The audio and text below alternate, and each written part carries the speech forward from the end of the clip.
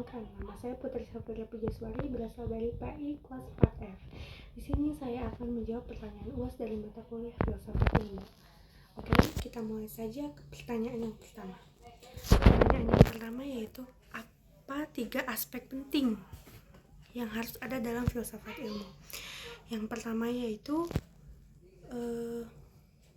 ontologi.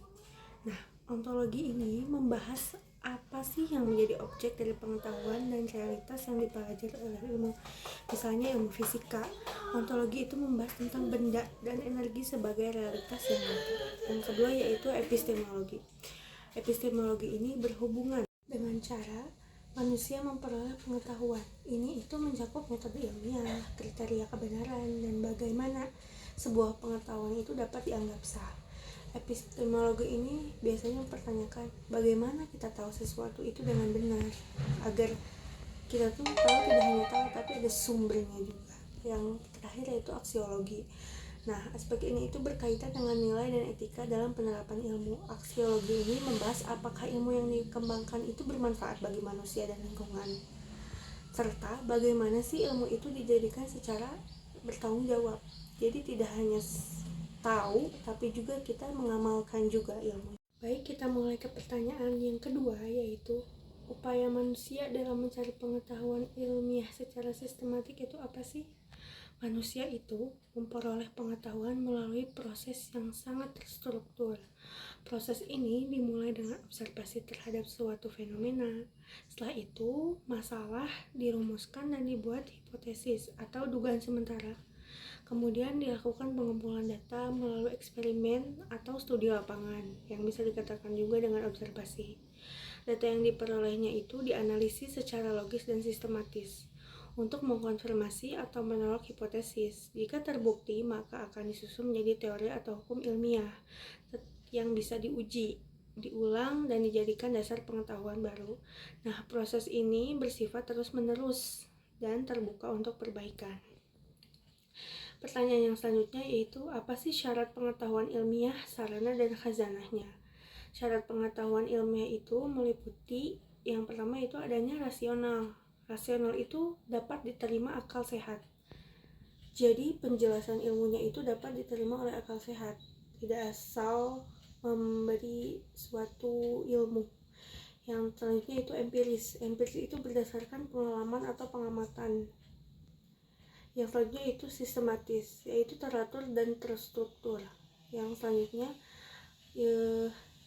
verifikatif atau yang dapat diuji, bisa dibuktikan kebenarannya, yaitu adanya replikatif, dapat diuji ulang oleh peneliti lain. Yang selanjutnya itu sarana pengetahuan ilmiah antara lainnya, yaitu bahasa dan logika untuk menyusun gagasan. Nah, metode ilmiah secara eksperimen, observasi, dan analisis, teknologi dan alat bantu ilmiahnya juga. Yang terakhir itu khazanah pengetahuan ilmiah mencakup berbagai sikap disiplin. Yang contohnya pertama itu ilmu alam seperti fisika atau biologi. Yang selanjutnya itu ada ilmu sosial seperti psikologi atau sosiologi. Yang selanjutnya yaitu ada ilmu terapan seperti teknik atau kedokteran. Yang terakhir adanya ilmu humaniora dan filsafat. Pertanyaan yang keempat yaitu, ilmu itu bebas nilai atau terikat nilai sih? Menurut saya ilmu itu terikat nilai, terutama nilai moral, etika, dan kemanusiaan. Ilmu itu memang bersifat objektif, tetapi dalam proses penelitiannya, penggunaannya itu harus mempertimbangkan dampaknya terhadap kehidupan sosial dan lingkungannya. Misalnya, perkembangan teknologi itu harus diimbangi dengan nilai-nilai kemanusiaan agar tidak ada penyimpangan dan tidak disalahgunakan. Jika ilmu itu dikembangkan tanpa pertimbangkan nilai, bisa terjadi penyimpangan, penyalahgunaan, bisa jadikan ilmu itu untuk perang, bisa juga diskriminasi atau bahkan eksploitasi lingkungan. Pertanyaan yang terakhir itu, apa sih perbedaan metodologi kuantitatif dan kualitatif serta kontribusinya? Nah, metode kuantitatif itu menggunakan angka, statistik, dan rumus matematis untuk menganalisis datanya. Nah, metode ini cocok dijadikan penelitian yang ingin menguji teori dan mencari hubungan antar variabel. Hasilnya biasanya bersifat generalis atau objektif. Yang selanjutnya itu metode kualitatif. Nah, metode ini itu berfokus pada makna, konteks, dan pemahaman mendalam terhadap suatu fenomena. Data itu dikumpulkan melalui wawancara, observasi, dan studi kasus. Pendekatan ini lebih fleksibel dan cocok untuk mengkaji fenomena sosial yang sangat kompleks. Nah, kontribusinya terhadap perkembangan ilmu itu, yang pertama itu metode kuantitatif itu membantu ilmu menjadi lebih terukur dan dapat diuji secara luas. Sedangkan metode kualitatif itu memperkaya pemahaman manusia terhadap nilai, budaya, dan pengalaman hidup. Keduanya itu saling melengkapi dalam membangun pengetahuan yang utuh.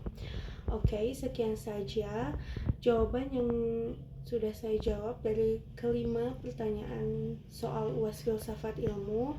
Semoga bermanfaat. Mohon maaf jika banyak kesalahan. Wassalamualaikum warahmatullahi wabarakatuh. Terima kasih banyak.